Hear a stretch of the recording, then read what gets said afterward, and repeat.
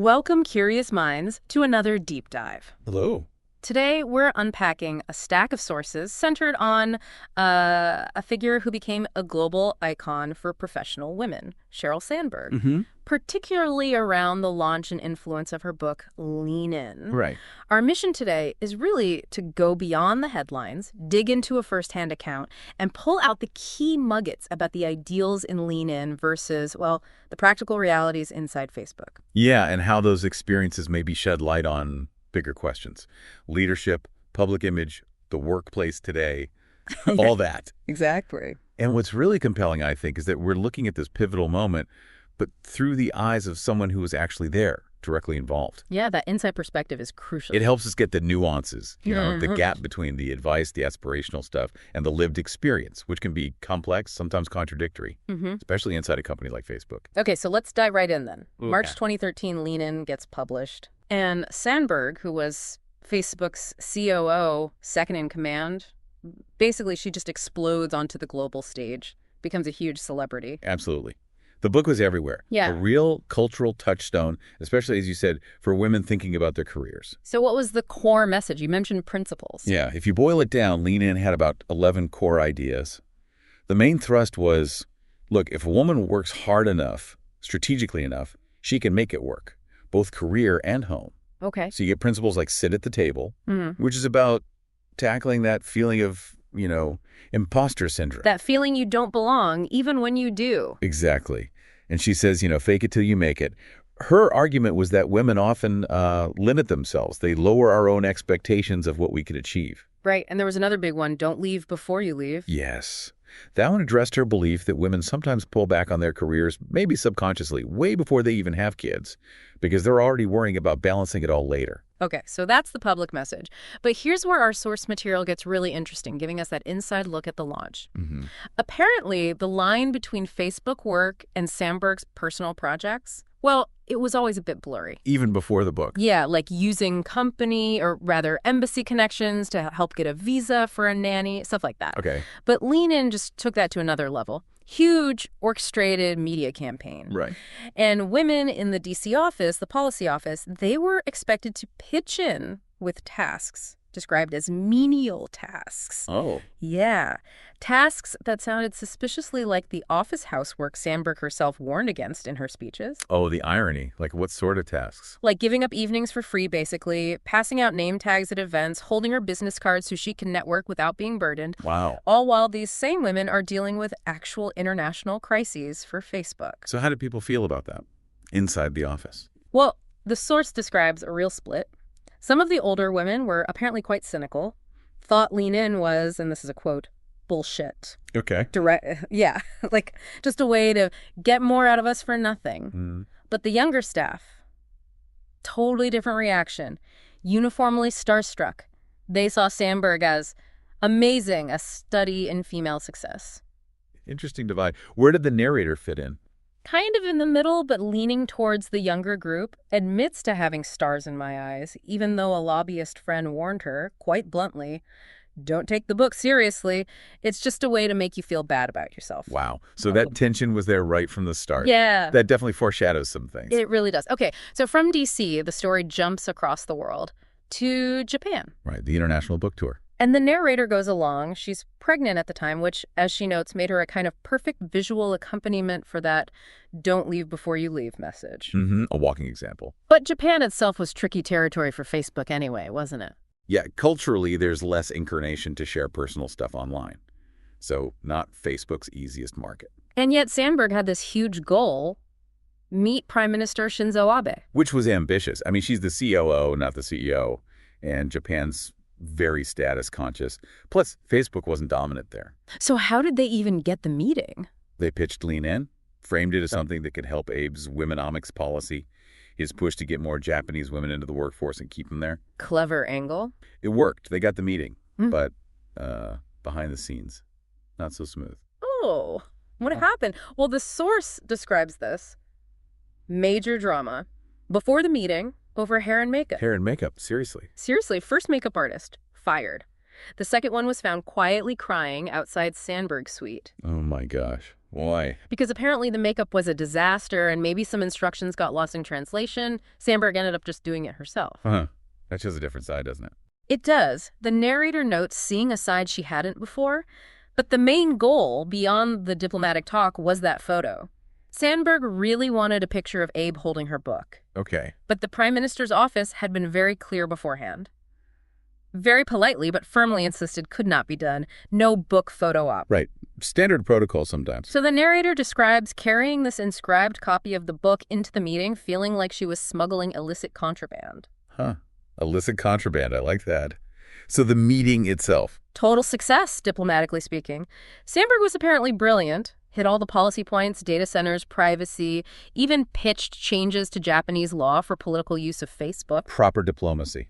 Like a well-rehearsed performance. Exactly. The narrator calls it a symphony she helped orchestrate. But then immediately after the formal part ends, Right. the narrator basically thrusts the book towards Abe like a bomb and snaps photos, despite being told explicitly no. Wow. Just went for it. Did they get the photo? They did. She got the shot. The determination. That is something. And this performance aspect, it continued. Oh, yeah. In the van ride back, Sandberg finds out her kids ate McDonald's while she was busy. Okay. And she's furious, declares she'd never let them eat that sort of food. Ah, but wait. Exactly. The staff gently remind her about a photo she posted on Facebook of herself beaming, eating chicken McNuggets and burgers at McDonald's corporate headquarters, no less. Oh, wow.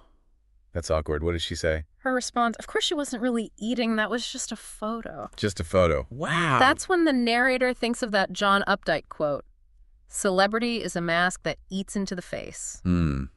That quote really hits home here, doesn't it? When the public image and the private reality seem so different. And it gets even more stark, the Asiana plane crash incident. Oh, I remember hearing about this. What does the source say? Sandberg posted on Facebook soon after the crash, said she and her team, including the narrator, were originally going to take the Asiana flight that just crash-landed. Okay.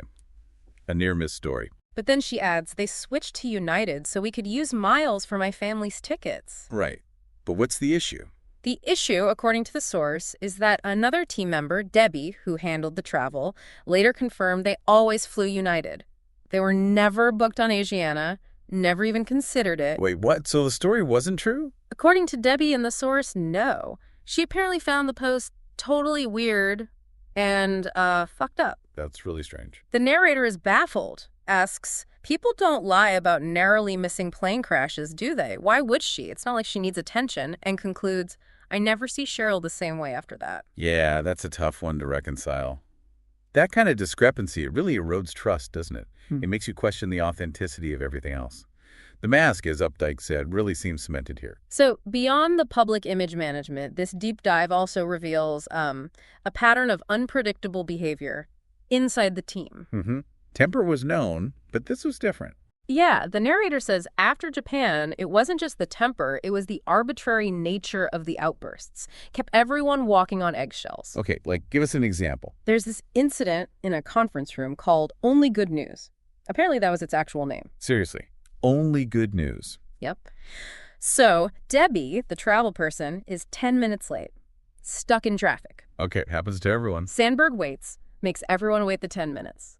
Then, in front of all their colleagues, she publicly tears into Debbie, not just for being late, but for blaming the traffic and wasting her coworkers' time. Even though Sandberg chose to make everyone wait. Exactly. The narrator calls it an arbitrary flex of power. It highlights these strict rules, selectively enforced, and the baseline of ever-present fear. And nobody spoke up for Debbie. Not a word. That fear seemed effective. Wow. Okay, any other examples of this? Yeah, Davos. World Economic Forum. A badge for an assistant goes missing. Not the narrator's job, not her friend Marn's job. Marn was another close aide to Sandberg. But Sandberg apparently unleashes this tirade on both of them for the missing badge. Even though it wasn't their fault. Correct.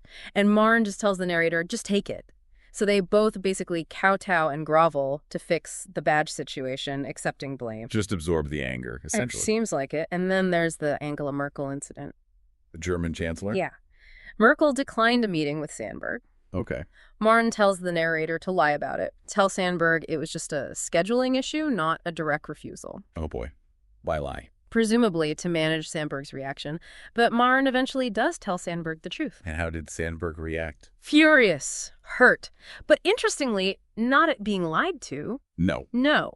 She was mad at Merkel and mad at them, Marn and the narrator, for not somehow overcoming Merkel's reluctance, for not making the meeting happen. So mad at the outcome, not the deception used to manage her feelings. Exactly. The result. The source says the team basically avoided even mentioning Germany for months afterwards. That creates a really difficult environment, doesn't it? Where you're managing the leader's emotions constantly. It does. What kind of culture does that breed? Well, the source suggests it attracts a certain type. People drawn like moths to a flame, this growing class of people looking to align themselves with a billionaire on the up. The hangers-on, maybe? Perhaps. But for the people actually working closely, it sounds like an environment where you never quite know when she'll strike. So you end up ensuring obedience in advance. Even if it means, like, lying, compromising your own integrity. Yeah, that seems to be the implication. Prioritizing the leader's narrative and emotional state above almost everything else. Okay, so let's bring this back to Lenin's core ideas. Women thriving, at work, at home. How does this internal reality stack up? Well, this is where the tension becomes incredibly stark. There's a really shocking story in the source material. Go on. The narrator's water breaks during a meeting. Wow, okay. She's literally in labor, in the hospital, feet in stirrups. And she's drafting talking points for Sandberg, who needs to meet the president of Brazil. You're kidding? While in labor. While in labor. The doctor actually intervenes, closes her laptop. Thank goodness. But she reopens it to send the email because, as she puts it, she didn't feel like I had a choice, and she was consciously thinking about Lenin's message. Don't leave before you leave. That is intense pressure. Almost unbelievable. It really is. And it highlights the reality, especially with, short U.S. maternity leave compared to elsewhere. So what happens after the baby arrives? Her first performance review back is mostly positive, but the only negative feedback, it's all related to the baby. Like what? Like someone hearing the baby on calls or travel being complicated by childcare needs. Ugh. So the thing she was pressured not to leave for is now being held against her. It seems that way. Yeah. And then comes this piece of advice from Sandberg herself, trying to be caring. Okay. She tells the narrator, hire a nanny, be smart, and hire a Filipina nanny. Oh, wow. That's quite specific. Marn apparently jumps in, agrees, praising their qualities like English-speaking, sunny disposition, and service-orientated. That sounds uncomfortable. Scary typical, even. The narrator's husband, Tom, was reportedly appalled, but they actually follow the advice, and the narrator concludes, this is the real message. She says, this is the real Lenin, the stuff Cheryl really believes about work and womanhood but doesn't put in the book. The unwritten rules. Rely on hired help, preferably specific kinds, to make it work. Exactly. And then things go wrong with the new nanny. Terribly wrong. What happened? The nanny accidentally locks herself out of the apartment with the baby still inside. Right. Alone. Oh, my God. No. Firefighters have to break in through the roof to get the baby. A truly traumatic event. Unimaginable. How did work respond to that? That's maybe the most revealing part. In her next performance review, Marn, who wasn't even involved in the incident, brings it up. To offer support, hopefully. No. To criticize. Marn tells her, you shouldn't tell stories like that about your baby and nanny. These are personal issues. You need to be professional and focused. Wow. So after a crisis involving her child, the feedback is, hide it. Be less personal. Pretty much. The takeaway was clear. Mothering is invisible, and the more skilled you are, the more invisible it is. That's chilling. Yeah. Later, when her baby gets sick and is rushed to the hospital, the narrator avoids mentioning it at work for days. Completely contradicts that whole bring your authentic self to work mantra you hear so much, especially from Facebook back then. Totally. And it contradicts Sandberg's own stories in Lean In, like leaving work at 5:30 for her kids. And there's another disconnect mentioned, right, around products for kids? Yes, Project Family. Facebook was planning this product aimed at children. Okay. Sandberg would apparently blame her policy team, including the narrator, when it stalled or failed to launch. Right. But what's the contradiction? The contradiction is that Sandberg herself and most of the other leaders with young kids severely limits her kids' access to screens, let alone social media accounts. Oh. So push products for other people's kids that you wouldn't let your own kids near. That's the implication. The source points out this is common in Silicon Valley executives banning screens for their own children because they know the potential real damage their product inflicts on young minds. That's a powerful insight. The gap between the public product push and the private parenting choices.